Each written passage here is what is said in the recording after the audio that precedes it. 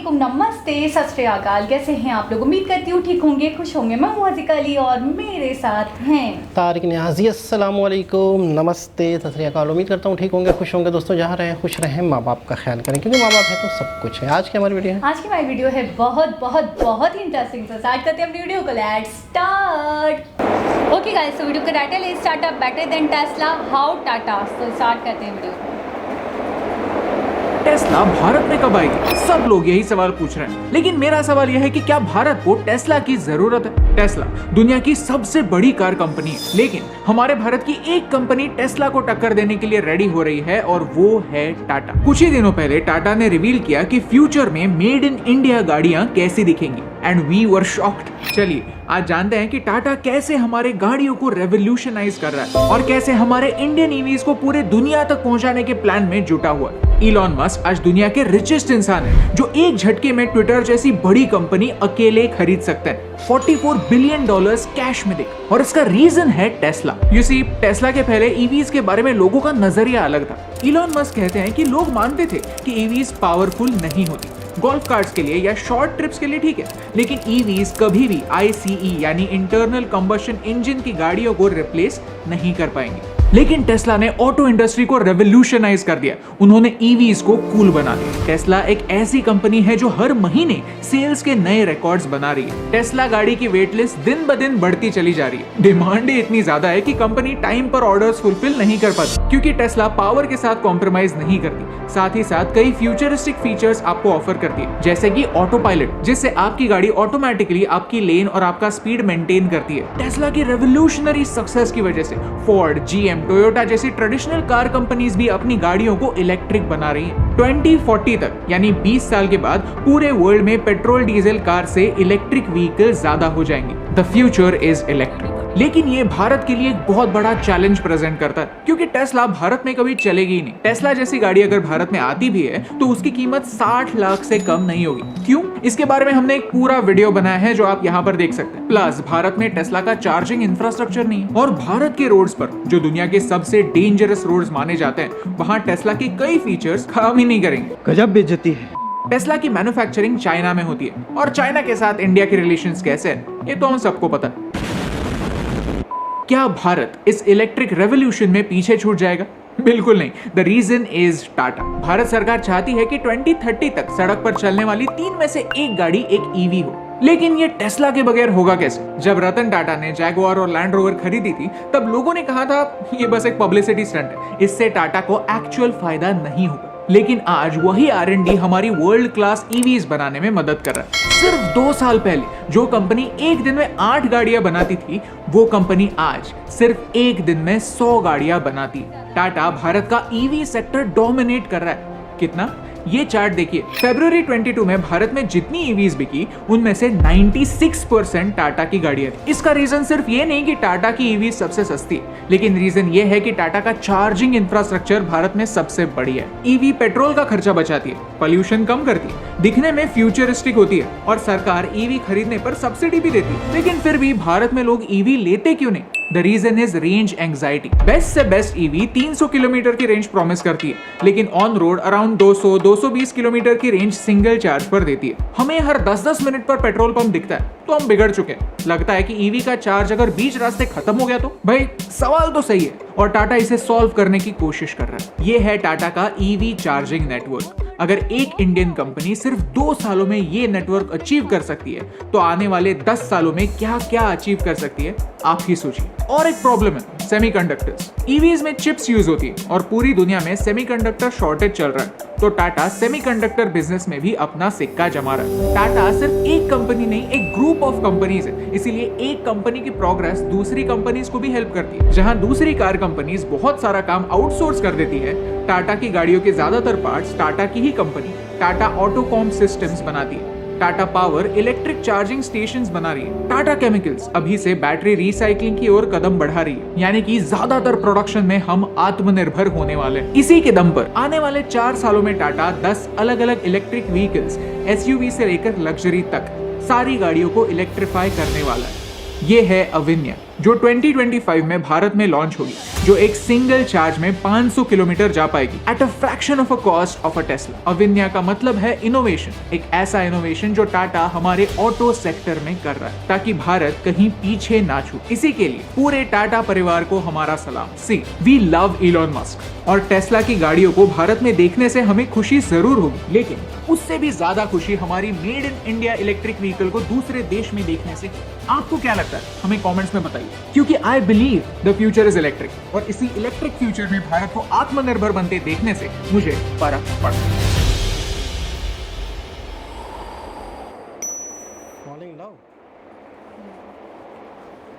जी जनाब। अच्छा, मुझे दो बातें समझ में आई कि टेस्ला इंडिया में आएगी, लेकिन उसका इतना ज़्यादा रुझान नहीं होगा। एक तो बहुत ज़्यादा कॉस्टली होगी, बहुत ज़्यादा एक्सपेंसिव होगी, क्योंकि उन्होंने कहा कम से कम भी 60 लाख की होगी। और दूसरा उन्होंने ये कहा कि रोड्स और जो इंफ्रास्ट्रक्चर है इंडिया का, उसे सूट नहीं करेगी इतना। सही, ठीक है। और टाटा के हवाले से जो बात करी, टाटा की तो बहुत सारी हमें वैसे ही पता है, ट्रस्ट को लेकर बहुत ज़्यादा, मतलब मैं ये कहूँगी बहुत ही ज़्यादा सीरियस है इन चीज़ों को लेकर। जो जिसका प्रॉमिस करते हैं वही देते हैं। फिर बॉडी के हवाले से, स्टील के हवाले से हमें पता चला था कि टाटा सिर्फ एक कंपनी नहीं है, बहुत सारी कंपनीज़ हैं। वो सब कुछ A to Z सारी चीज़ें कार से रिलेटेड हमने सुना था कि वो खुद बनाते हैं और ख़ुद अपनी पूरी कार को तैयार करते हैं। तो जो रॉ मटेरियल होता है, जो भी मटेरियल होता है, वो ख़ुद टाटा का ही होता है। तो इसलिए और अच्छा मिलता है, जो ख़रीदता है उनकी कार को, वो इसलिए भी ज़्यादा सेटिस्फाइड होता है कि वो मटेरियल अच्छे से अच्छा यूज़ करते हैं, जो दूसरी कार्स में देखने को नहीं मिलता, थोड़ी कम क्वालिटी का मिलता है। ये दो बातें तो मुझे पता थी। एक चीज़ और कि 2040 तक की बात कही है कि 2040 तक ऐसा होगा कि कोई है नॉक करने की आवाज़ आई ना। अच्छा, 2040 तक का ऐसा है कि 2040 तक ये ऐसा होगा कि ज़्यादातर दुनिया इसकी ईवी की तरफ आ चुकी होगी। लेकिन अभी इतना ज़्यादा रुझान इसलिए नहीं है ईवी का, क्योंकि रेंज का इशू है। अच्छा, मैं भी कभी कभी ये सोचती हूँ कि पाकिस्तान में भी अगर ईवी आती है तो लोग ये कहेंगे कि पेट्रोल का तो ये है कि आपने एक दफ़ा भरवा लिया, उसके बाद आप घूम लिए, लेकिन ईवी का मसला ये है कि आपको कुछ एक स्पेसिफिक टाइम के अंदर बार बार उसको चार्ज करना पड़ता है, जिसकी वजह से हम वैसे ही थोड़े से क्या कहेंगे लूज़ हैं, थोड़े से मतलब नाकिस किस्म की गाँव में हम लोग जो हैं।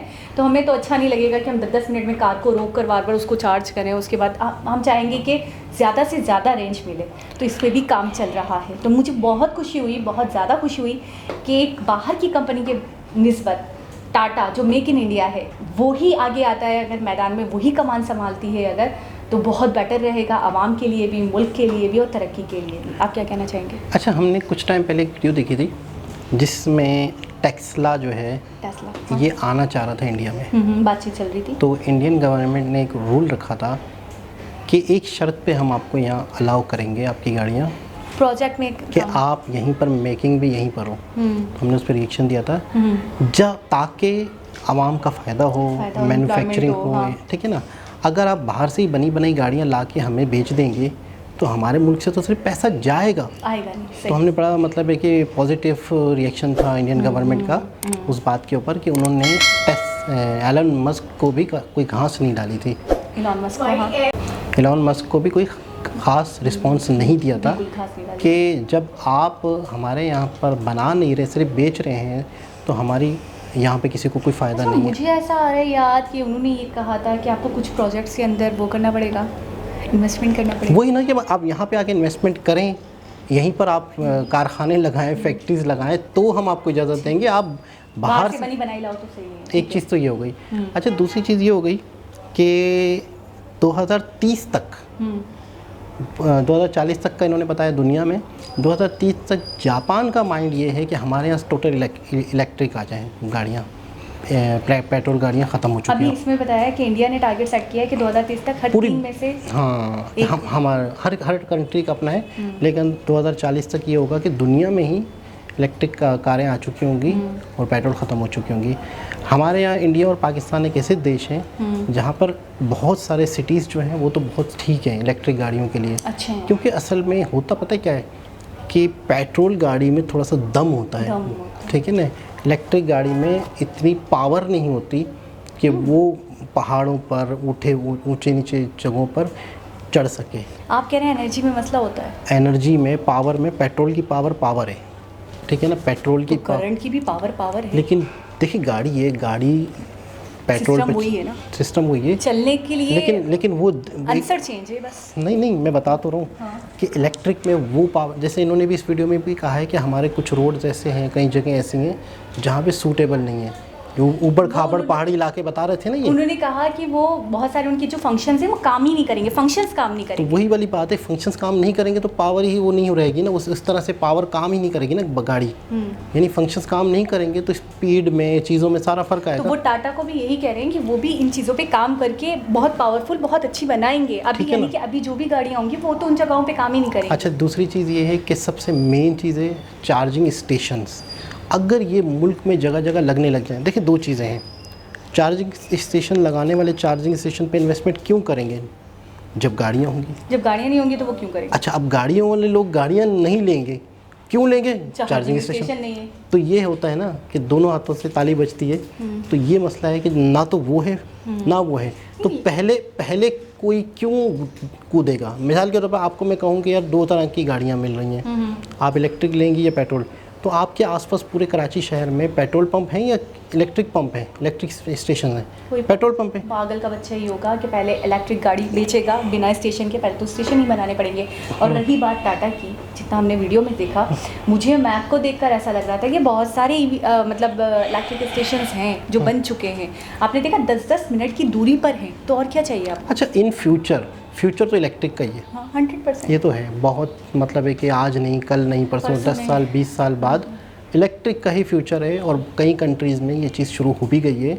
गवर्नमेंट जो है इंडिया को सब्सिडी दे रहे हैं इसके मामले में, आवाम को सहूलतें दे रहे हैं कि अगर आप इलेक्ट्रिक लोगे तो इलेक्ट्रिक पे आओ। और चाइना बहुत ज़्यादा बना रहा है, बहुत ज़्यादा बना रहा है। जापान में सुन रही हूँ, जापान भी बहुत जापान भी सारी गाड़ियाँ स्क्रैप में जा रही अच्छा, हैं। मुझे ऐसा लग रहा है 2040 तक जो एक एस्टिमेटेड टाइम दे दिया है ना कि 2040 तक दुनिया ज़्यादातर आ चुकी होगी, रुझान हो चुका होगा, तो मुझे ऐसा लग रहा है कि 2040 यानी कि 20 साल 20 साल में आपको देखने को मिलेगा कि आप हर इंसान जिसके पास ये पेट्रोल वाली गाड़ी है या डीजल वाली गाड़ी है तो इसको रिप्लेस करता हुआ दिखाई देगा। अभी तक तो नहीं था इतना रुझान, लेकिन अब जैसे आप देख रहे हो वीडियोस देखने को मिल रही हैं, कार्स देखने को मिल रही हैं, ज़्यादातर ईवीज़ देखने को मिल रही हैं। अच्छा, मैं अभी देख रही हूँ एवेनिया पे हमने रिएक्शन भी दिया था, थोड़ी सी बदकिस्मती है कि वीडियो ब्लॉक है। असल में शायद पता नहीं क्या वजह होगी, तो आप कह रहे हैं ना कहीं नहीं दिख रही। वो वीडियो हमने रिएक्शन भी दे दिया था एवेनिया पे इलेक्ट्रिक पे, तो एडिट भी कर लिया, अपलोड भी कर लिया, लेकिन एक आता है कॉपीराइट। कॉपीराइट का भी कोई इशू नहीं है कि उसमें अर्निंग नहीं होती। बाद दफ़ा कॉपीराइट के साथ साथ ब्लॉक आ जाता है कि आपकी वीडियो अपलोड कर ही नहीं सकते, सही, आपकी कहीं दिखेगी भी नहीं, मतलब आप पब्लिश भी कर दोगे कोई भी नहीं दिख पाएगा सिवाय आपके। सही। तो कहने का मतलब है कि इस पे हमने जिस भी सब्सक्राइबर ने हमें कह दिया था, सब्सक्राइबर ने 2-3 वीडियो सेंड करी हैं अविनिया की, जिसमें से हमने एक पे तो कर भी लिया था, तो वो शायद जिस चैनल की है वो चैनल अलाउ नहीं कर रहा, तो दूसरे चैनल अलाउ कर देंगे तो उस पर कर देंगे हम। बिल्कुल। और दूसरी चीज़ ये है कि हम सोच रहे हैं जैसे गाड़ी लेने का, तो मैं सोच रहा हूँ थोड़ा सब्र ही कर लेते हैं, 40-45 तक 50 तक जब इलेक्ट्रिक गाड़ियाँ आ जाएंगी पूरी दुनिया में तो हम वही ले। अच्छा, सॉरी मतलब अभी हम ले लेते हैं कोई छोटी मोटी सी, फिर जब इलेक्ट्रिक का दौर आएगा तो इलेक्ट्रिक भी ले लेंगे, कोई मसला नहीं है, ले लेंगे, अभी भी ले लेंगे, कोई मसला नहीं, अभी भी ले लेंगे। मैं सोच रहा था कि हम एक ही दफ़ा लें 40-50 तक 60 तक अच्छी वाली गाड़ी। जब आप बात स्टार्ट करते हैं ना तो मुझे एंडिंग पता होती है। हाँ, समझ गए। बिल्कुल। चले, अभी भी ले लेंगे, बस आप भी समझ रहे हैं। मैं अभी भी ले लेंगे। और फिर हमारा माइंड भी बन रहा है कि व्लॉग चैनल भी बनाएंगे, तो उसमें भी हमें गाड़ी की ज़रूरत है, या तो फिर इंडोर एक व्लॉग का चैनल शुरू करना चाह रहे हैं। आप भी हमें कमेंट करके बताएंगे कोई आइडियाज़ आपके पास हों कि किस टाइप का, अगर हम इंटरटेनमेंट चैनल बनाते हैं व्लॉग जिसमें हम चैलेंजिंग रखेंगे खाने पीने की चीज़ों के, हमारा एक माइंड है, तो आप हमारी नेचर से हमसे ज़्यादा वाकिफ़ हैं, आप हमारी फितरत से हमसे ज़्यादा वाकिफ़ हैं, तो आप लोग काफ़ी चैनल्स देखते भी होंगे, तो आप हमें लिंक सेंड करेंगे कि इस तरह का चैनल हम दोनों की पर्सनैलिटी पे ज़्यादा सूट करेगा, और आप देखना हमें किस हुलिये में, किस लुक में, क्या करते हुए देखना बस। जैसे हमारे माइंड में आइडिया है फूड को लेकर है, क्योंकि हम ये सोचते हैं कि हमेशा हम आप लोगों की वीडियो पे रिएक्शन देते हैं, आप लोगों की चीज़ें देखते हैं, खाने पीने की और जगहों को देखते हैं, तो हमने यही सोचा है कि हम भी दिखाएं कि हमारे यहाँ क्या है, स्पेशलिटीज़ क्या चीज़ें हैं, क्या प्लेसेस हैं, तो हमने इस हवाले से सोचा। तो आपके कमेंट से पता चलेगा कि हम क्या करें, किस तरह का चैनल बनाएं। वैसे हमने जो सोचा हुआ है वो भी आपसे शेयर करेंगे, आप लोग बताओगे, आप ज़्यादा बेहतर बताओगे। तो बहुत ही ज़बरदस्त वीडियो, दोबारा किसी वीडियो के साथ आपसे मुलाकात होगी। जब तक के लिए अल्लाह अल्लाह हाफिज़। हाफिज़।